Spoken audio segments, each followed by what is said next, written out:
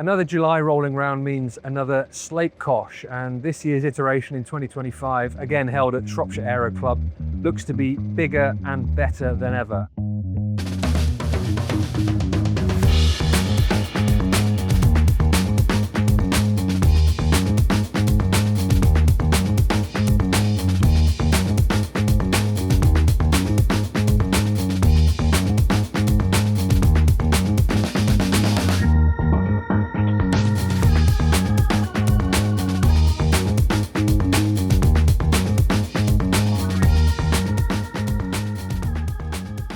Things on the ground look a bit different. The parking layout's changed. There've been a few minor airfield infrastructure improvements.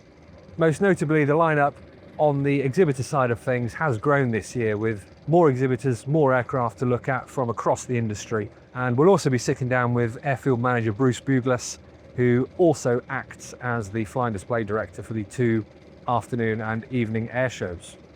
Bruce. Hello. Sleapkosh 2025. We're here. It's happening. It's warm. Just run us through briefly what's changed this year. The main significant change this year is quite simple, which is it's 32 degrees. And it's lovely and sunny, which is just unbelievably good news. But yeah, apart from that, it's a lot bigger. We've really kind of expanded it up a lot more than we had done in previous years. The exhibitor side of it's grown significantly. I think that's where most people have said to me today, you know, like, wow, this is really good. Because that's really coming along, and we've got more people coming, and there's no excuse not to come with this weather. So yeah, it's just hopefully what should be one of the biggest GA shows in the UK. Yeah, and then tell us about the air show. So what's happening? Yeah, so tonight on Friday, the air show starts at 8 o'clock, and it's kind of a nighttime element. It's a smallish show. We've got a Dragon Rapide on to start, and RF4 doing fireworks display, followed by the Grobs doing their fireworks display, which is amazing, and then some parachutists jumping out of an airplane with fireworks strapped onto themselves because they're mental. So that'll be good. And then we go into obviously lots of live music in the evening. And then tomorrow, bigger show on Saturday afternoon, starts at 6. We've got the Ravens flying, we've got Hurricanes and Messerschmitt. I should know all the list, but it's long. It's got 7 acts, lots of different stuff. Yeah.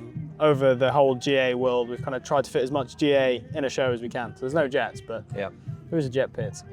So from growing it, has it become any more difficult to run from a CAA point of view, from a local? It grows, and with everything that grows, there is a lot more to do. This year, there was a noticeably significant more stuff. It doesn't make it's not any harder.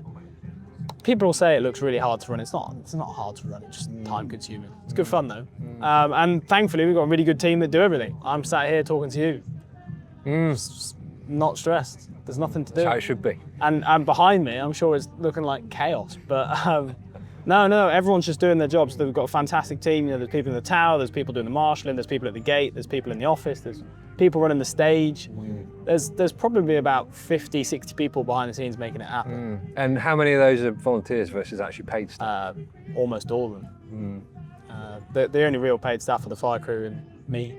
In terms of numbers, how many are you expecting? How many aircraft are you expecting? How many people do you think you get per aircraft? Do you get 2 per aircraft? Yeah, average? it's a difficult one to turn out. I mean, if you turn up in your caravan, which we are expecting 2 of, so you can obviously fit loads of people. But no, it's about 2 per airplane. We're expecting 400 airplanes, so you're expecting about 1,000 people to fly in the air, and then we've got about 2,000 people driving in on the road in Camps Valley, staying over. So there'll be about 3,500 people here. So it's a big show. Yeah. And the CAA class it as a proper show, and it is run to proper CAA air show standards.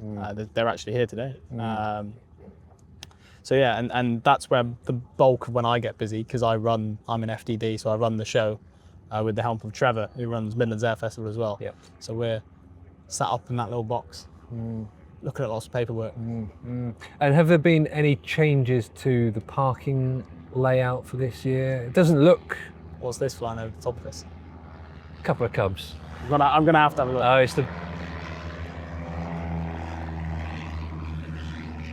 Editable. Yeah, have there been any changes to the parking layout? Yeah, we've got a bit more space this year. We've cleared some more fields, so we're parking all the way down into the big field for camping. So the bulk of the airplanes flying in are staying over. So it's not just a matter of handling 400 airplanes. You have to handle 400 airplanes, park them, and then put tents next to them, and then still be able to get them in a situation where you can move them, because everyone's allowed to go flying, and it's not like you're not allowed. You can go flying whenever you want. So yeah, it's hard work. The marshals do a sterling job, even if they're probably melting. Yeah, and from the exhibitor point of view, there's Textron, there's Cirrus. Yeah, Textron, Cirrus, Brinkley, big names. Yeah. You know, we're really trying to grow that bit, and I want that to grow whilst keeping the relaxed, not corporate vibe of the place, whilst also growing that. And for them, they like it as well. You know, they've come to me and said, you know, we like coming to this because it's fun and people actually like being here, whereas the corporate ones where they're a bit forced. So yeah, they love it and they're super happy with what's going on. Yeah. I mean, they're just sat out there drinking beer, selling airplanes. Yeah. Sounds okay to me. Yeah. So are you basically at capacity, or is there room for more people over the weekend? Probably got room for more. I think this weekend we probably might reach capacity today. Saturday we'll see. I think it's getting close, but we've set ourselves lower targets that we can do. Yeah. Just because it's more than we've done before, so we only allow ourselves a bit more than we've done before, rather than a mental amount. So we'll do it this year, but we've probably got scope to make it bigger next year. There's a lot of things about, oh, you know, you can't have 2 airplanes in the sky at once. You can. People are surprisingly good. If you keep the procedures simple, have nice weather, and just everyone stays calm, and decent people on the radio makes a big difference. So yeah, it seems to be going okay. Yeah, good, excellent. Well, Bruce, thank you. No worries. We'll let you get on with it.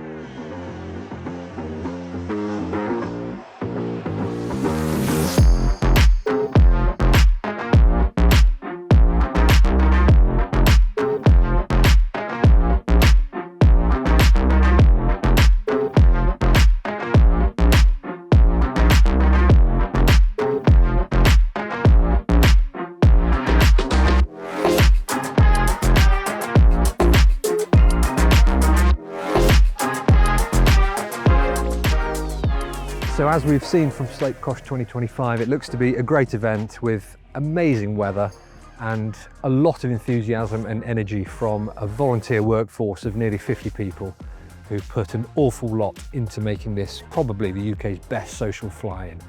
So if you like this, don't forget to like, comment, subscribe to our channel, visit flyer.co.uk, become a Flyer Club member, and stay tuned because we'll be having a lot more from Oshkosh very soon, the world's greatest air show in Wisconsin.